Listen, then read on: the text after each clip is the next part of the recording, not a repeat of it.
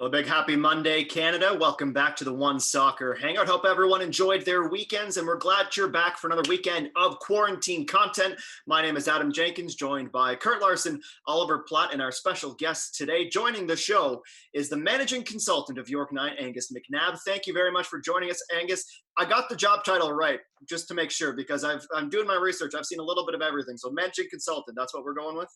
Yeah, that's it. That'll work for chatting to you boys anyway. Perfect. We're starting the show on a high. As managing consultant, what exactly does that entail besides everything? You summed it up quite well there. Besides everything, everything. So there's a lot of work going on with the club right now, with everyone in the front office, establishing where we need to be as a club, what we need to do to drive the team on and drive soccer forward in the region. So that's massively important for us. We've got a very committed, very dedicated staff there at the club. And we have to now get this right. So there's that side of it, but there's also working with Jimmy, Stolly, Ryan Brennan, and Camillo as well on the coaching side to put together the best possible roster and give those guys all the tools they need to perform. So suffice it to say, you're not bored during quarantine. I'm sure there's more than enough to keep you busy. So how are you balancing work, family, everything involved while being essentially locked in your home? We're going all right. I mean, same as everyone else, just trying to make the best of it. There's people doing it far tougher than us. So yeah, I'm stuck in the house, but I'll take that any day if it means that this is going to end sooner rather than later. Could not agree more with that. So let's go back to your journey. I'm curious. We've all done our research, and people around York9 certainly a little bit familiar with how the whole thing came to be. But for those who may not be Y9 fans or are just sort of not as researched, can you tell us about the journey from sports analytics and sport logic and Opta to where you are now with Y9? Yeah, so I've known about the Canadian Premier League since before a ball was kicked. Was in the offices there in Toronto with the Sport Logic folks pitching for the advanced analytics contract in October of 2018 and chatting to the guys about the plans, what they were looking to do, what they were looking to achieve. And it was very, very interesting. Oliver Gage, I had worked with previously, who's the head of technical scouting and recruitment at the league. I'd worked with Oliver pretty extensively when he was at Houston Dynamo and I was with Opta, and had really just stayed in touch. So when we started chatting about advanced analytics, tracking, some of the technology that Sport Logic had and have in place, it sort of morphed and evolved. And once my consultancy with Sport Logic finished, I just stayed in touch with Oliver, came up to Canada a few times, met a few of the folks at the league, and that then progressed, moved on. The Bourdezara family, who own York9, were looking at structure, setup of the club to take it forward.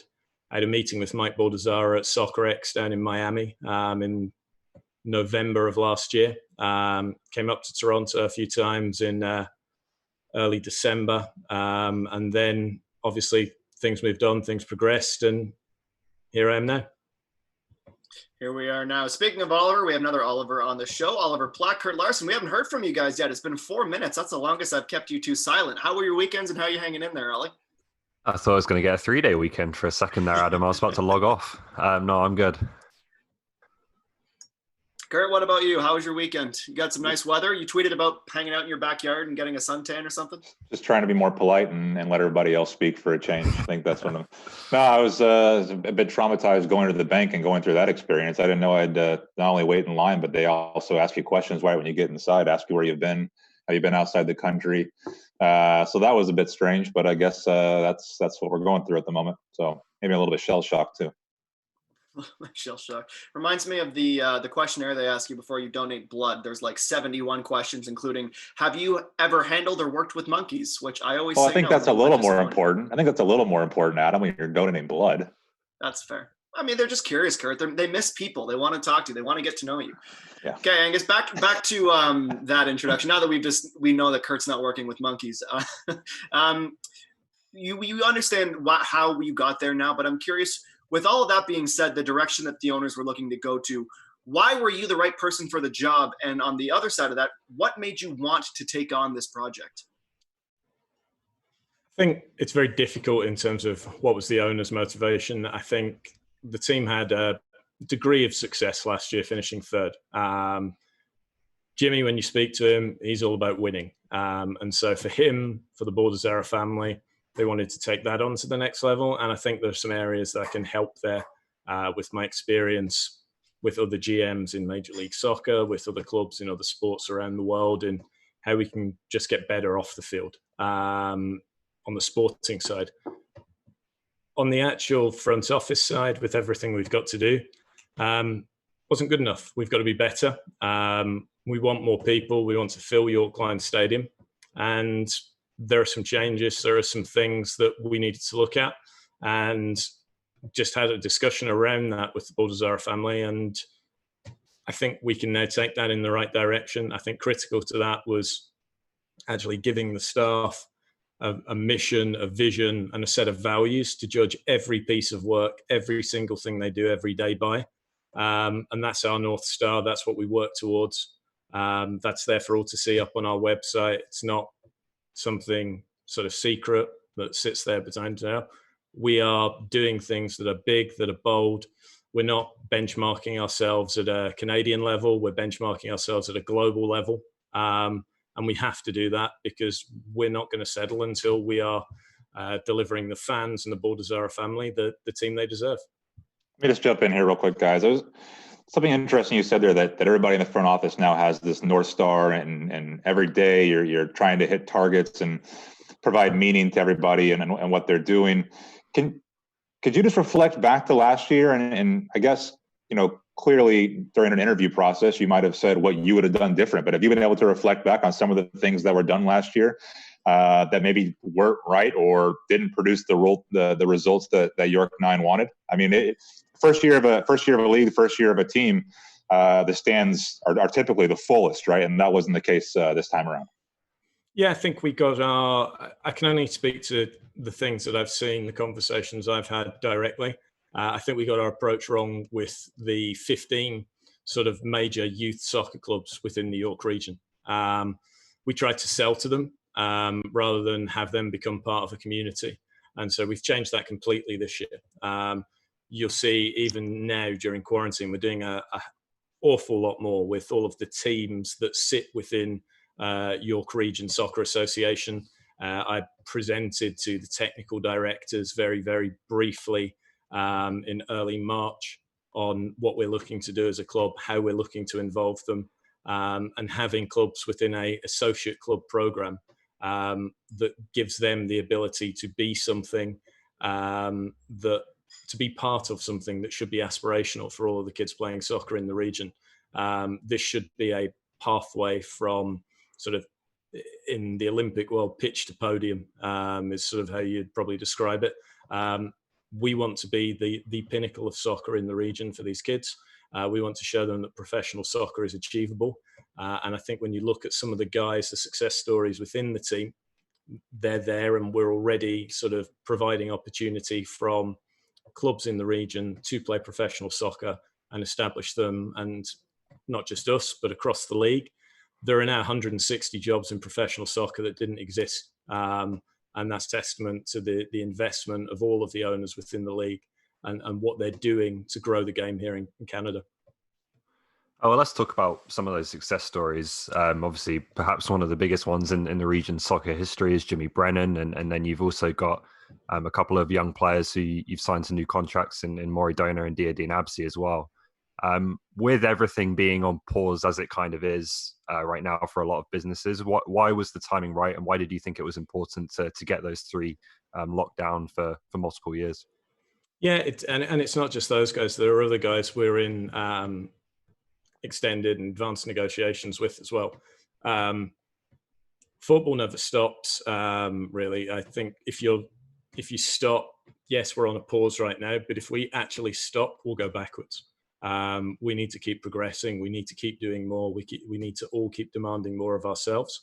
And that means that we are not just roster planning for 2021, we're actually planning for 2022 and 2023 because they're the cycles that we need to work in to deliver success.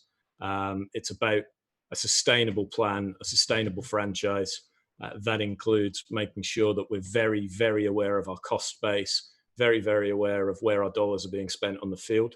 And that is part and parcel of football, whether it's at Man City's level with what they're spending, or whether it's ourselves here in the Canadian Premier League.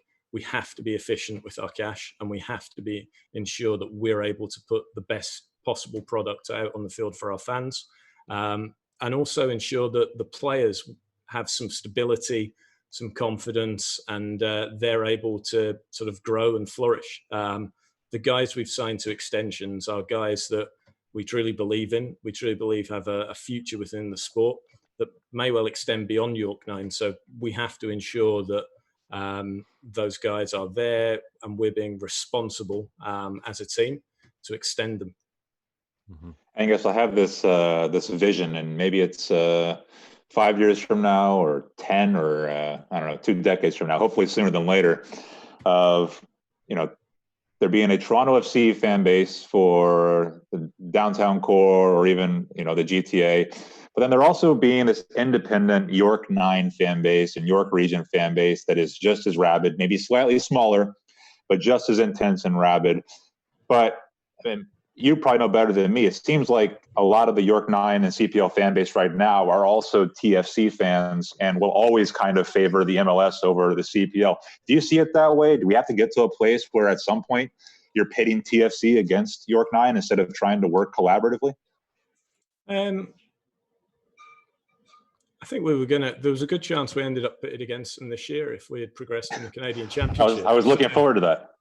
Yeah, I mean, we had a game to play first, and you end up looking pretty stupid if you take your eye off the ball. And there was actually, when I first came in January, people were chatting about plans around the TFC game, and people were very, very quickly told, we've got a game against Masters Football to look after first there, and that's that. But there is the realistic possibility that in the Canadian Championship, we will play TFC quite soon. Derby football is some of the best football in the world. We look forward to that. We relish it. But for now, both clubs have a job in growing the sport of football in Canada. Whether that's, and quite frankly, it's not us v TFC. It's us versus ourselves right now. We have to set benchmarks. We have to fill a stadium. We were very, very conscious of feedback from our members that we were making them choose between something that was established and they regularly went to in TFC, and ourselves with our scheduling of games last year. What we had put forward in the schedule for this season was Friday night football, and a solution to that, so that fat people could attend our games on a Friday night, have a fantastic end to the working week, come out to the stadium, have a few beers, enjoy themselves. And then they were still able to go to their own youth soccer on Sundays and on other days through the weekend, as much as they were to attend TFC. So it's about all of this, ensuring we present the best possible fan experience. And we are gauging ourselves, like I said before, on an international level against international standards. And that includes fan experience and everything else. I guess one of the big kind of developments in soccer in this region over the past decade or so has obviously been TFC and TFC's academy in particular, and the way that's kind of the role that's now playing in developing young players. And for that reason, one move that you made that kind of caught my eye was bringing in Ijah Halley from TFC's academy recently. Now, I don't think there's any question that the TFC academy has produced a lot of talent, including your captain, Manny Aparicio. But I don't think there's also a question that they've struggled to maybe transition some of those players, or a lot of those players, from the academy into the first team. So could you talk a little bit about Ijah choosing to come to York9, and is it fair to maybe characterize that as him seeing more of a path to first team football with your club? Ijah is someone that, when he's presented to me, immediately perked my interest. He was someone that, having looked at him, I think I had actually seen him play in some Dallas Cup stuff when I was actually down there in person on the GA Generation Adidas Dallas Cups. And he's a player we liked straight away from the off. TFC's academy has done a phenomenal job of producing players, but again, the region is incredibly strong. If you look at the MLS drafts of recent years, the number of players that have come from Ontario that have been drafted by MLS clubs, that beyond TFC, we sit in the hotbed of soccer in Canada. I think if you look at all time, the number of caps for the Canadian men's national team, it's probably not surprising given the population of the country. But I think 55 to 60% of capped Canadian men's national team players come from within a 45, 50-mile radius of where we sit as a stadium. So we sit in the hotbed of soccer in Canada. There are always going to be young players with potential sitting there. It's up for us as a club to give them the best possible opportunity to not just sign a professional contract, but to sign a contract and then give them the opportunity to not just participate, but we want them to contribute and then excel. When we get these kids excelling, that's when it's going to get more interesting. That's when they're going to potentially move on to top divisions across Europe. And that's a very, very real possibility if we're getting these kids in at the right time. And if we're getting plenty of time with them in a first team environment, I'm very, very confident in the coaching staff. Jimmy has a background working with young kids at TFC Academy. Stolly's been involved with Canadian national team programs at age grade level for a long time as well. So very, very confident that we can provide a great environment for kids to, like we say, contribute and then excel. Mm-hmm.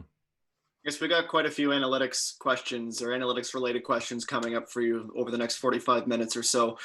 But we wanted to make sure that we didn't give you any sort of peaks and valleys in this show. We want hard-hitting journalism, the toughest questions from start to finish. So I'm going to ask you this. Do Scottish people actually enjoy haggis? Of course we do. It's great. Well, wouldn't you? Yeah, it's brilliant. You can't beat haggis, neeps and tatties. It's a staple. It's become a bit gourmet as well now. It's sort of that classic trend of offal and offcuts becoming. But yeah, haggis is great. Why wouldn't you? Used to love it. You can't beat when you've had a couple of beers, a bit of haggis, fried egg on a roll. Not sort any hangover it. Oliver did a lot of research on it, eh? Oliver did some research on it ahead of the show just for this entire segment on haggis. You ready to? That's why we asked. You want to spend 5 to 10 minutes on haggis, guys? Well, Absolutely. we can. I was doing some haggis-related reading. I didn't realize that you cannot actually get authentic haggis in North America, in the USA or Canada, because you are not allowed, it is banned in the USA and Canada to eat animal lung. Eat what? The lung of an animal. Oh, okay. Which haggis includes. So that was my little bit of research.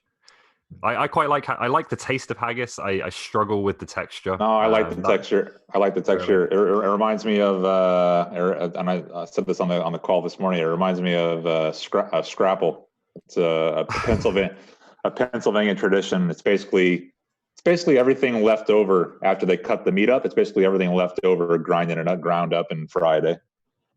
Yeah, don't Google that. Speaking from experience, if you're about to eat in here, no, it's good. You throw it on some rice. It's good. All of this stuff that's bad for you is generally pretty good. So whether it's haggis, black pudding, all that stuff, you can't beat it. That's I can do without the puddings. No, I can do without the puddings. The blood puddings. Oh God. Black pudding, future definitely. I'm all for that. Well, I'm gonna put my window shade. I'm gonna put my shade down. The sun's in my eye. Hold on. I'll be back.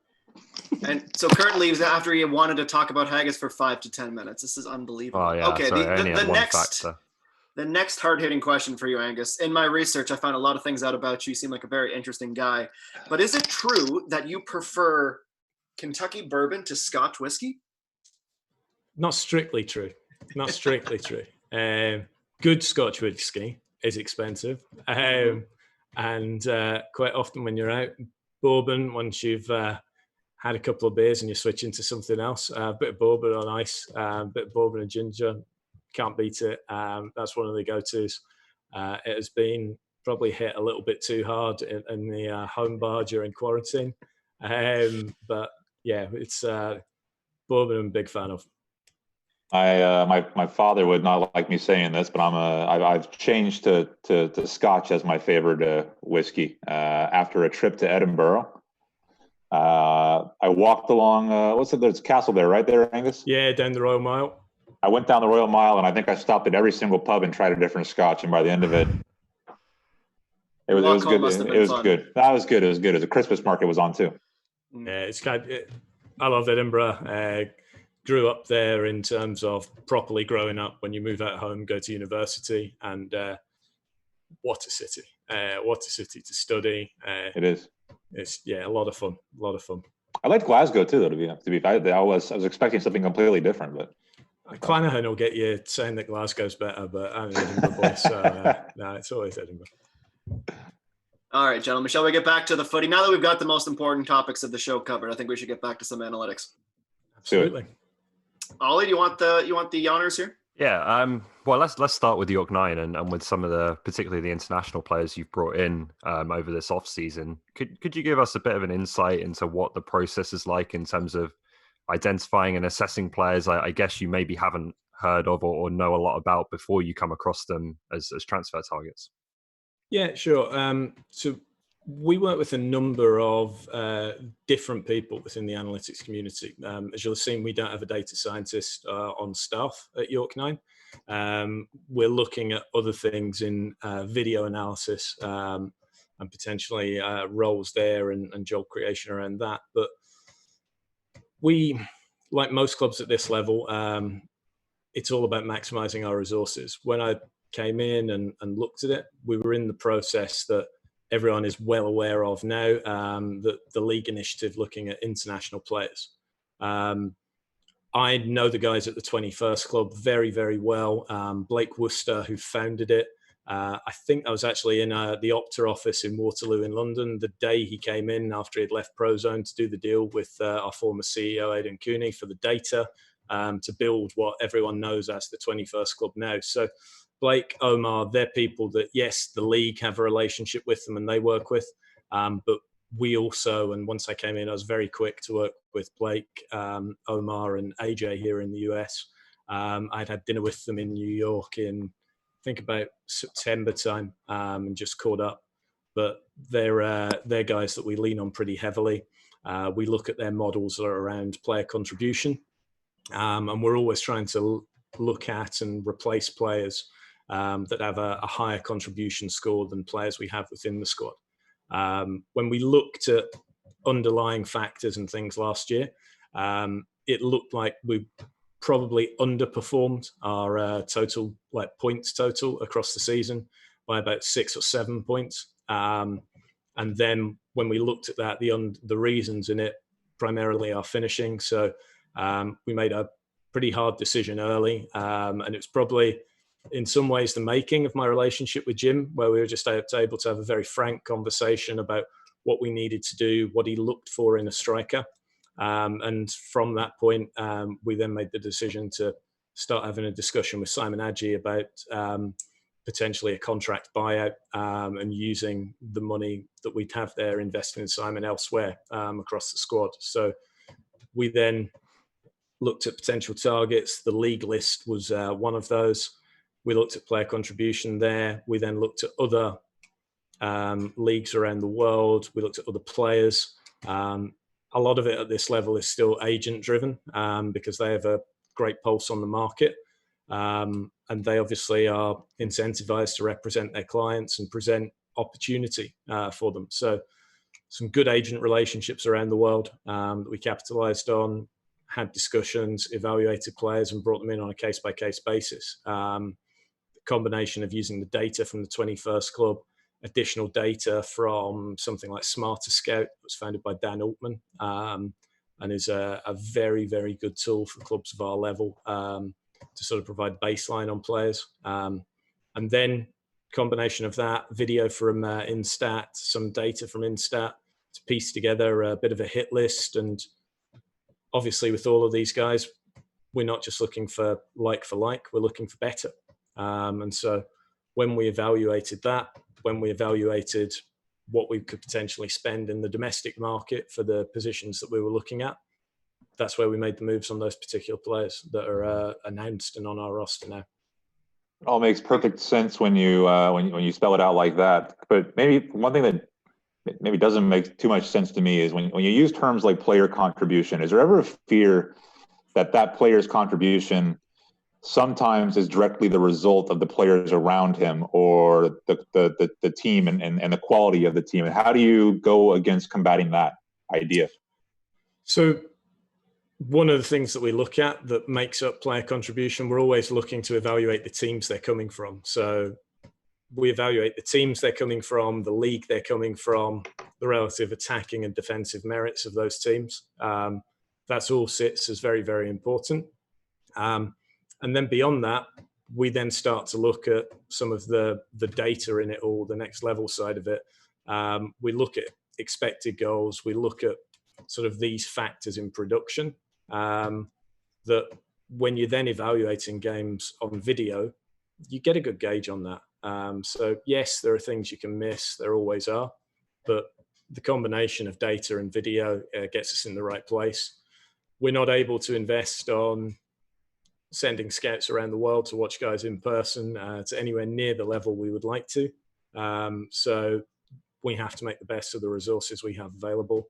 And I think we do a pretty good job of that.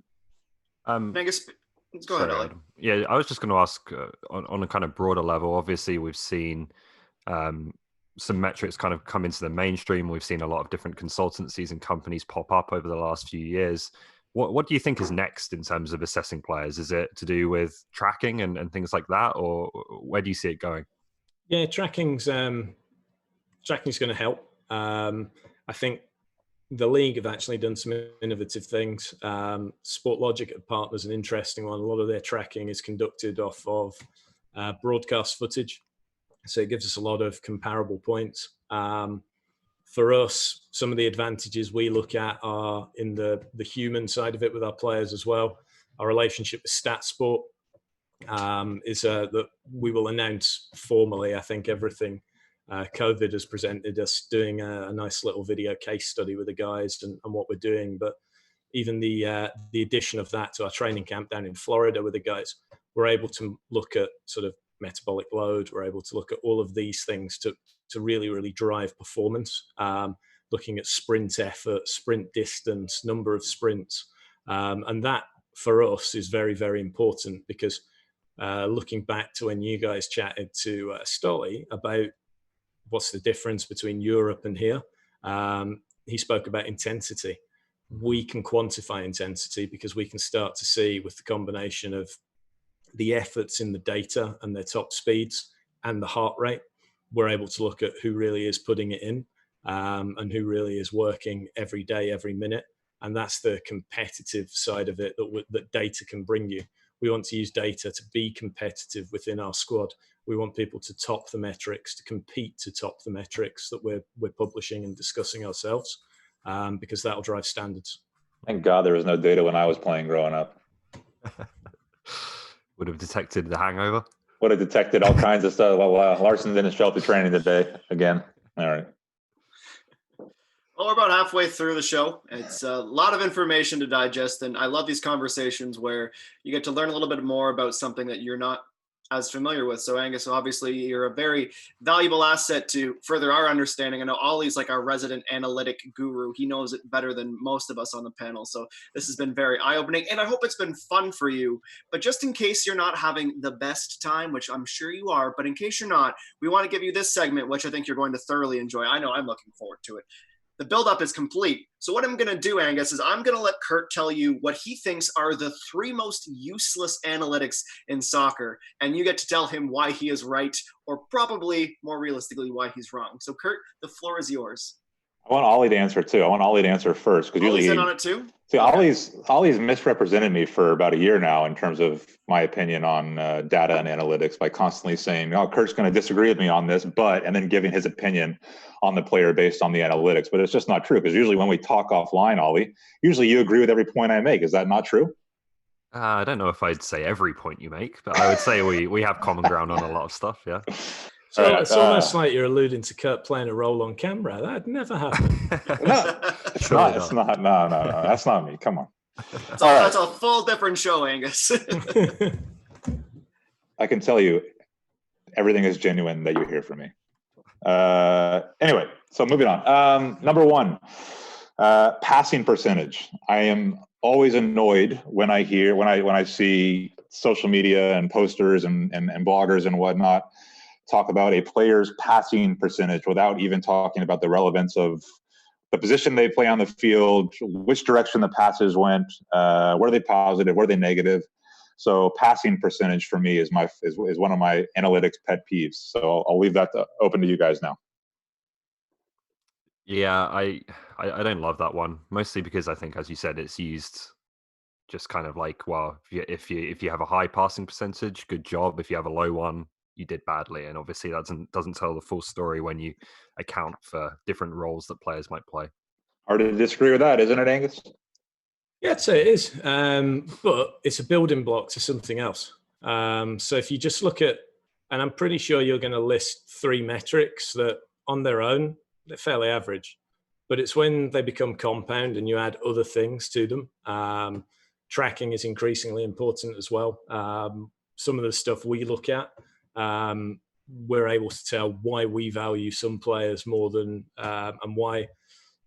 Before I came in, Jimmy could tell me some things about players within the squad, why he rates them, whatever else. But we're able to use the metrics to quantify that, and then actually build player archetypes and look at copycats as well. So where this works is in the aggregate, and when things are added together. But passing percentage, I mean, you rattled off 3 or 4 things there. That was it: forward, backwards, this, that, the other. They're all the things we look at. If we just look at passing percentage, it's not going to be there. I think it's a very convenient TV graphic for an audience that isn't used to all of this shit. We've got to start somewhere. So if it's there, it's not necessarily wrong. It's still a fact. It still happened.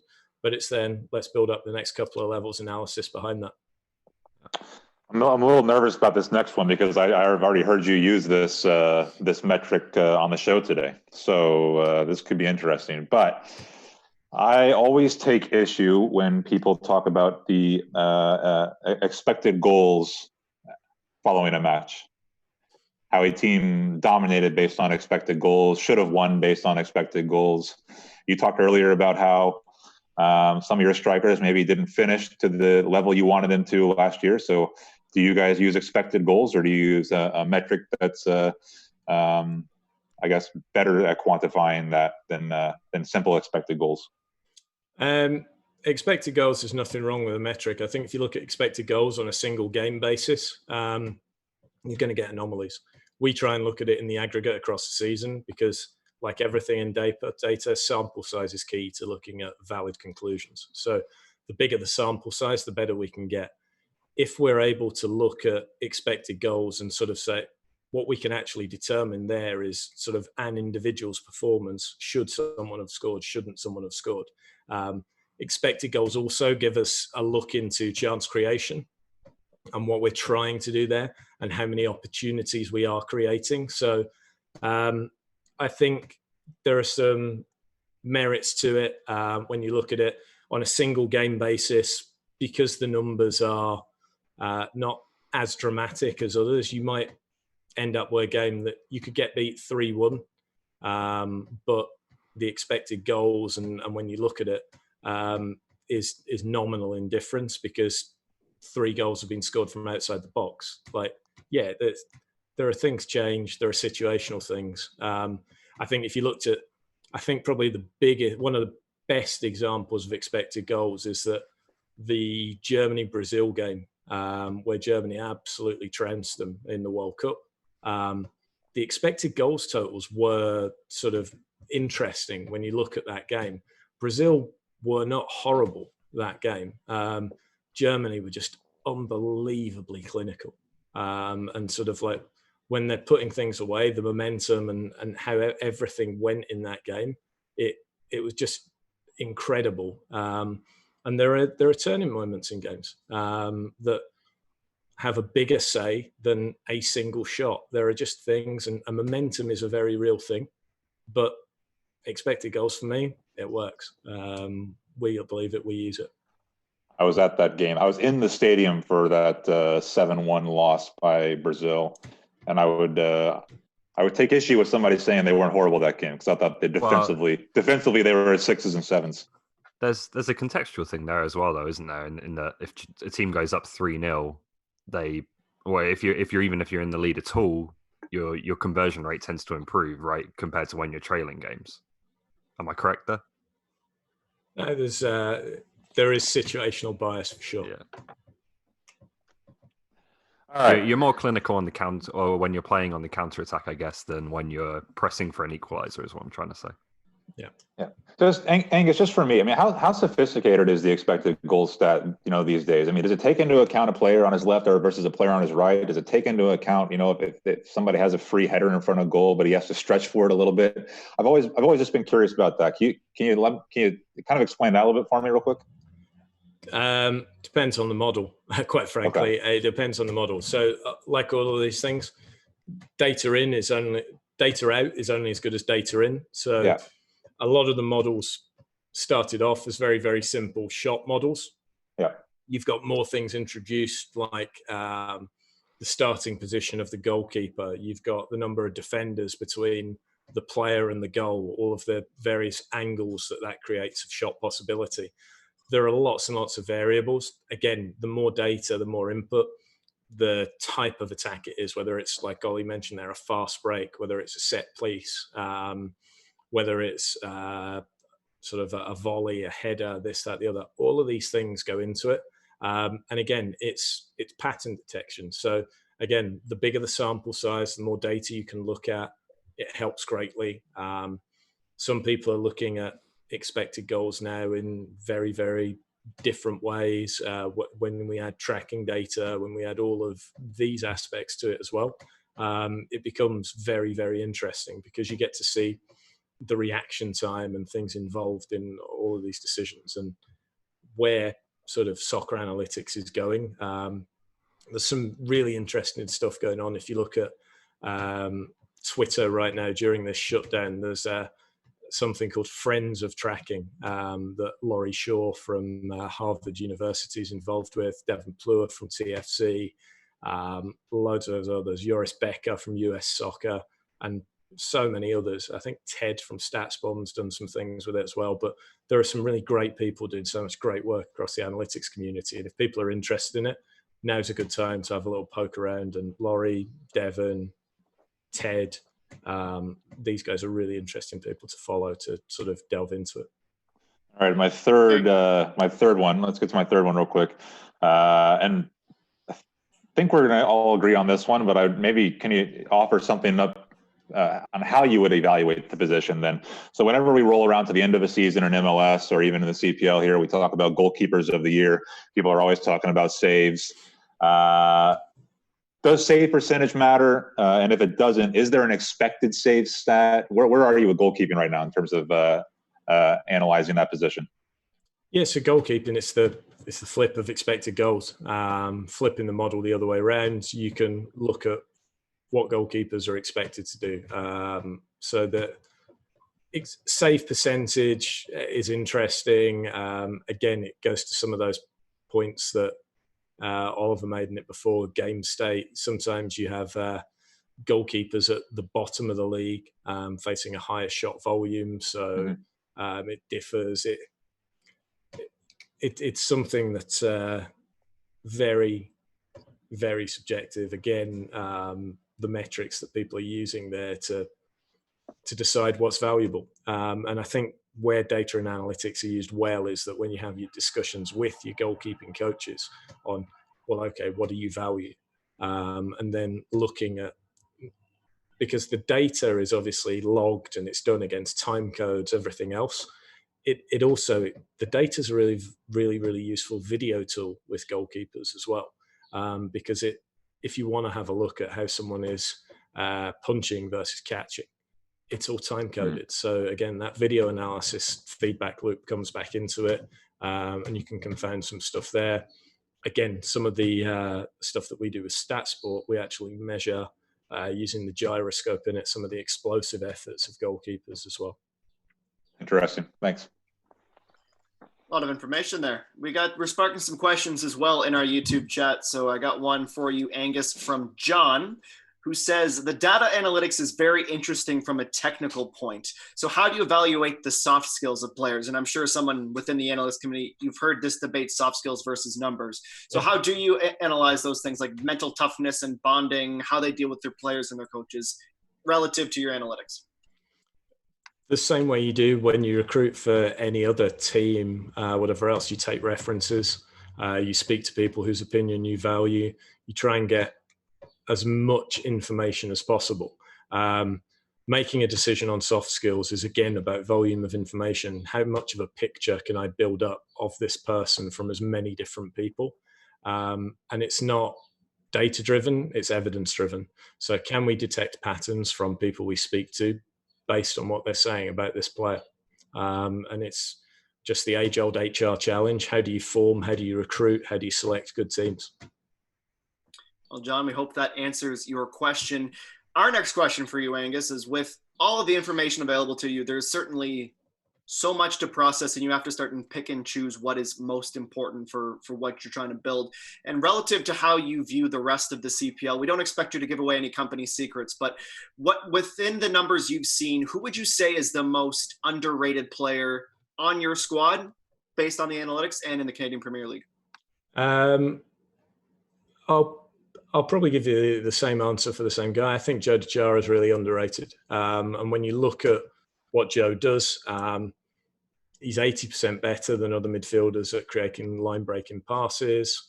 He's 84% better than other midfielders. He's in the Canadian Premier League at pass completion in the final third, which is important for us in possession and the way we want to play.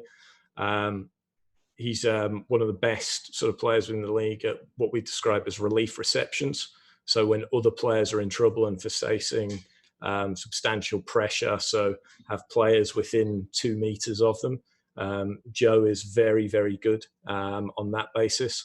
And then equally, when he is passing under pressure, he's better than 92% of players in the Canadian Premier League in midfield at passing under pressure. So those stats, those information, that context of pressure, when we add it to it all on passing percentage, that's why I in particular rate Joe very highly. And I think that's why he has been and will continue to be an important player for us in the way that we want to play the game. Take that a step further, and I want to hear some input from Ollie and Kurt here.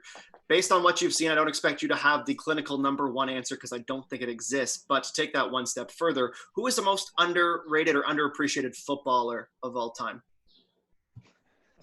Oliver, go ahead. I didn't think too much about this one, but Oliver, go ahead. Well, I'm going to use the advanced analytics of my Twitter timeline. I mentioned this on the show last week that I asked people to name their top 5 players from the 21st century, and not one person gave me the name Dani Alves. Oh God, you've been talking about this guy for a week now, which I think was a shocking omission. So on that evidence, I'm going to call him my most underappreciated player. I don't know if I can give you a name, to be honest, but what I would say is my line of thinking would be somebody who doesn't score goals, probably somebody who doesn't get assists, probably somebody like a Joe DeChara at the international, at the world-class level, who's doing all those sorts of things that maybe we aren't talking about after a match, or maybe we're not talking about hardly ever, but somebody who does that kind of job, either a holding midfield position, a box-to-box midfield position, maybe even a central defender position. But I could throw any number of names out there, right? Angus, you look like you're deep in thought. Do you have an answer for us? I know this is a very tough question. No. So you guys gave us the greatest and sort of the most underappreciated. So I did a project a few years ago with Opta, where we actually went back and analysed the 1953 FA Cup final, the Matthews final, with Sir Stanley Matthews, sort of Leeds Blackpool, sort of 4-3 win over Bolton to win the FA Cup and sort of really, really complete his career and sort of do things there. Probably the most underrated player is a guy called Stan Mortensen, because Stan Mortensen scored a hat-trick in an FA Cup final, and the cup final is still known as the Matthews Cup final. So I would go with that. And then even again, when we ran our various data-driven algorithms for man of the match, everything like that on that game, it wasn't Stanley Matthews, it was Stan Mortensen who came out on top there. So that was a fun project where we looked at it. We also did some great stuff at Opta in partnership with Castrol, where we analysed all the World Cups from 1966 onwards, and that got quite interesting when you looked at great Brazil teams from World Cups. And if you actually looked at using data, Brazil had to play 4-3-3 to get Pele in the team, because both Ronaldo in 98 and Romario in 94, I think, would have had better World Cups on a data-driven basis than Pele in any of the tournaments that he had played in. Mortensen was really out of luck to be Stanley M. Yeah. As well as on the very same team much as so. him. We're moving on? Yes, sir. I think Okay. we've asked enough impossible questions for the day. Let's get to some more easier to answer questions. So the next one I wanted to ask was, where do you think soccer is at compared to other sports in terms of use of data and analytics? I think we're quite young in the journey around it all, to be honest. Baseball is probably the poster child for analytics. It's been a sport that's been data-driven for so many years. And it's just in probably all of North American sport. The sort of data side of it is much more of a common language. And the reason, so we are sort of debating and arguing over the value of expected goals, this, that, the other still now. Yet you look at it, and for as long as I can remember, probably 15 years, quarterback rating's been sort of touted as a right-hand sort of tile on the side of the screen during ESPN for football in the US. On-base percentage, everything else that you speak about, the sabermetrics evolution, rather, in baseball has gone around for so many years. The NBA, they've had in-arena tracking now for a considerable amount of time as well. So we're sort of baby steps in it all. And I say we're baby steps because we're probably nowhere near the capacity we could with video right now. One of my challenges is you look at sport from around the world and you look at how teams lean on video in game and what they're doing there. I think there's only a very, very small percentage of football clubs around the world, soccer clubs, that are using video in a live environment and live tagging of games and everything there.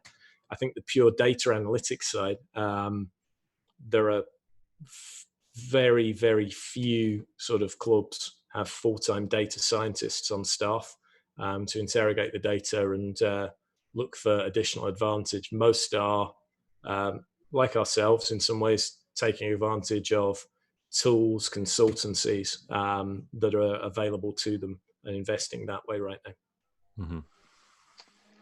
Angus, there are analytics companies out there who suggest they can improve the quality of sports broadcasting. So I want to know now, how can analytics make me, Kurt Larson, the OneSoccer expert, a better pundit in your eyes? Hard work and research. It's just that provide some evidence to stuff. There's nothing wrong with having an opinion on players. And I think where players get frustrated is having an opinion that can be confounded in other ways, because it just looks like you've not done your research. It looks like any pundit has not done their research. I think within the UK, Monday Night Football is the thing that really, really drove the analytics revolution. I think when Gary Neville and originally Ed Chamberlain, it's now David Jones and Jamie Carragher that stand up alongside him most Monday nights on Sky. They do a very, very good job of providing the public with sort of some information behind the goals and where things are happening and how teams are playing. I think a lot of that goes to scheduling and actually having the time within the schedule to see and position this content. I think the natural layout of soccer in the UK helps that. In the Saturday night at 10 o'clock, we get match of the day. We see the goals for the first time. That then continues on. We've not got every game live, but that then continues on into Sunday before you have your Super Sunday games. You've got an hour's build up where maybe 30 minutes of that is seeing what's happened from around the grounds to put things in context. So by the time you get to 7 o'clock on a Monday night, everyone's seen the goals. So we don't necessarily need to see them again. So actually having a deeper dive and some analysis around why. And I think Sky in particular do a great job of visualizing that. And I think the visualization of it all is certainly key in how people learn and how people adapt with analytics as well. But for you, Kurt, I'm not saying anyone's beyond saving, but a bit of homework wouldn't go amiss. Well, that's like if we just. I'm shocked to hear you say that, actually, because if we look at your if we look at your team, I was praised Abzi endlessly last year. Maury Doner called him the best right fullback in the league at times. Gasparotto didn't have a bad thing to say about him, except for when he's trying to head the ball back to your goalkeeper in a massive Canadian Championship game. And then your goalkeeper, I also have problems with him in that game as well. But I thought I was very, very heaped a lot of praise on your squad last year. So I was surprised to hear you say that. So a bit of praise is good, but that's just saying it's consistency, isn't it? In it all. It's that sort of give and take at one moment. Apart from that, but no, I think listen, you guys do a very good job with OneSoccer on your coverage. So we'll maybe ease off on you for a little bit. You're gonna expect a lot. You're gonna expect a lot more calls from me this year. Okay, that's all right. That's fine. Right. I don't mind telling you you're wrong. All right. Someone's got to keep Kurt honest. On kind of a related note there, how do you think this stuff can become more accessible to not just fans, but also to players as well, I guess, when you're trying to communicate with them? Because there are certain metrics that even I, as someone who kind of tries to learn about this stuff, roll my eyes at a little bit. And just in terms of the way they've been kind of branded, if you like, and their accessibility. So someone who told me something great about analytics, probably the smartest guy I've met in it. And the reason that I accepted it so much is when I was working with Major League Soccer out of their offices here in New York with Opta, one of the data scientists we hired was a chap, Devin Plua, who wrote a column, The Central Winger, on MLSsoccer.com. He then came and worked for us as our first in-house data scientist at Opta. And he's now with TFC. And some of the communications and some of the techniques Devin used and has spoken about at many conferences in giving players and coaches ownership of naming metrics and things like that work incredibly well when we're sort of communicating and delivering a story and narrative.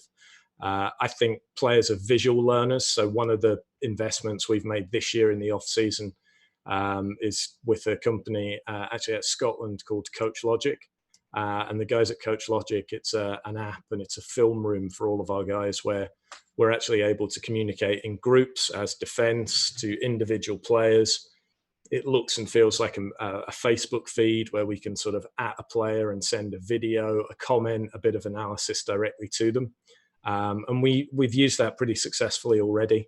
On our pre-season trip, we managed to get one sort of scrimmage in that we filmed against Chivas USA's under-23 side, and just doing the analysis with that, I'm actually able to beyond that see who, when, how often the players are logging in and looking and evaluating that as well. So not only can I tell if players are responding to it, but are players not responding to it because they've not seen it. That's actually not been the case with our guys. They've all had looked and had reviewed the game within 12 hours of it finishing because of the upload speed. That was pretty impressive, and we're pretty happy with that.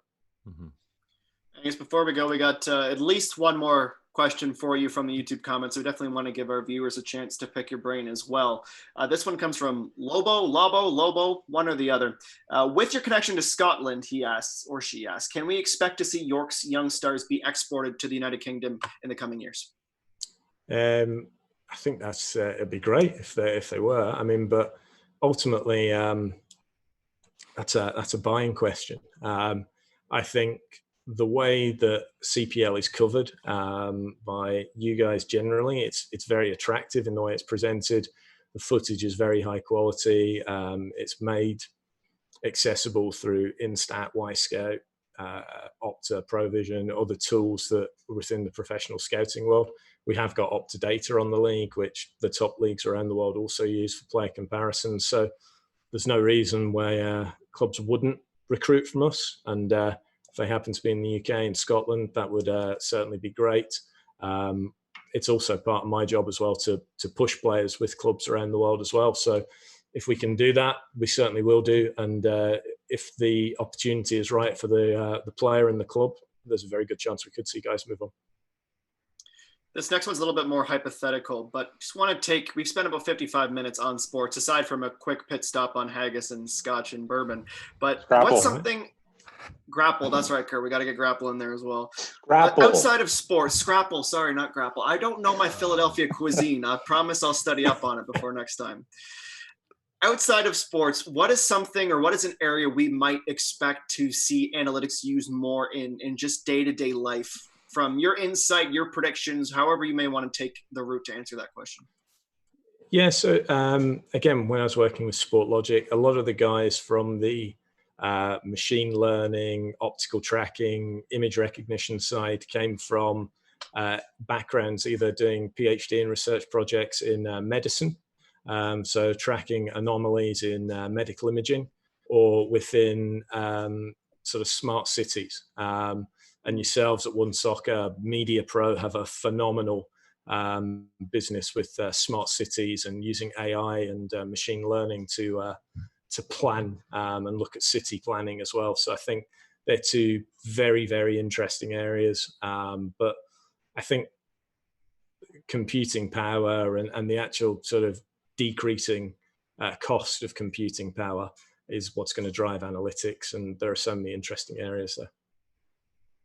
Kurt, Ollie, we only have a few minutes left. Any last questions from you two that you want to get in before we say goodbye? One thing we didn't get to was just maybe some of the lesser known South American players that York9 brought in. Obviously, the clubs had the chance to see these guys at length, maybe even in part of your Florida preseason camp that got called short. But unfortunately, we haven't had the opportunity to see much of them beyond the odd YouTube clip, right? So, what about these players? Can you just tell us about they seem to be all attacking players? Can you tell us about each of them? Yeah, so let's start with Yako. He's very, very interesting, probably slightly different for a Brazilian forward, a Brazilian sort of striker, in that I would actually compare him, if you were looking at a South American player archetype, stereotype, to sort of an Argentinian sort of prototypical nine, in that he's very, very tough, incredibly good in the air, phenomenal heading ability. I think that is something that will be interesting for us, given the ability of Michael Petrasso to deliver on set pieces, but also Michael's ability just generally in open play to put someone like Yako sort of really running onto the ball, whether it's his head, whether it's other parts of his body, and get in there and be that sort of traditional sort of striker we're looking to. Adrian Ugariza as well, he's got a bit of that about him too. Peruvian youth international, someone that when he came on our radar, we moved pretty quickly to secure, something that came through an agent relationship, but also he found his way onto the league list as well.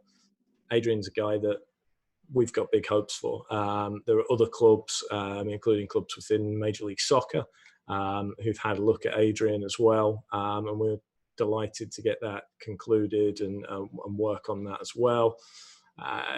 Nicholas Hamilton, he's a great guy, very, very active on social media. He's Nick. He's a great lad. I had a couple of chats with him. Very much like him, pacey, can play over the top. Also gives us extra versatility to play the left or right wing as well. Could play through the middle, but just someone we like, gives us options there.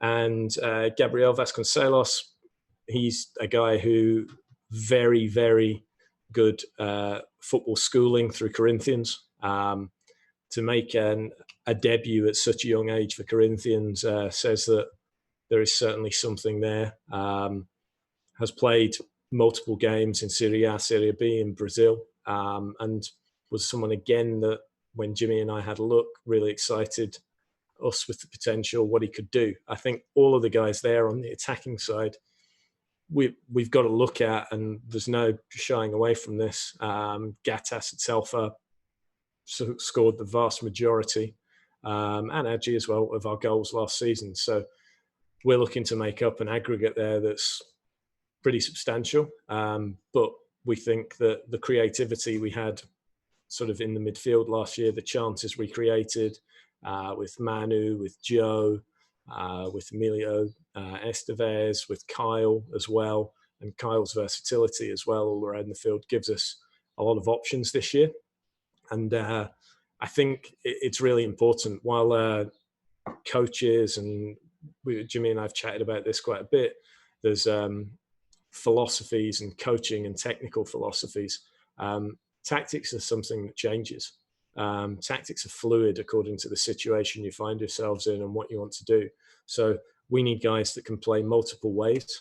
And as important as a tactical philosophy is a leadership philosophy, and how Jimmy is going to pull these guys together and what we want to do and be as a club, and drive as a set of standards. And the combination of these guys, the guys that we retained on the roster last year, and also domestic signings as well. I think Chris Manila has been showing up very, very well in training. Michael Petrazzo has got the time he needed in this off-season to get fully fit as well. We're ready to go. And as Jimmy and I both said, success is winning this. And that's where we want to be. Well, I guess that was just over 60 minutes of fantastic conversation. I know I learned a lot. I hope our viewers, whether you're a York9 fan, a football fan, or just wanted to learn more about analytics, there's a little bit of everything in there for you. So Angus, thank you very much for your time, and we'd love to have you back on again in the future. No worries, guys. Have a good day. Hope everyone stays safe, and chat soon. Thanks, Angus. He's the managing consultant of York9. Tune into OneSoccer on social media at OneSoccer for all the latest news and information. We will talk to you very soon from the Player Pundit Hangout.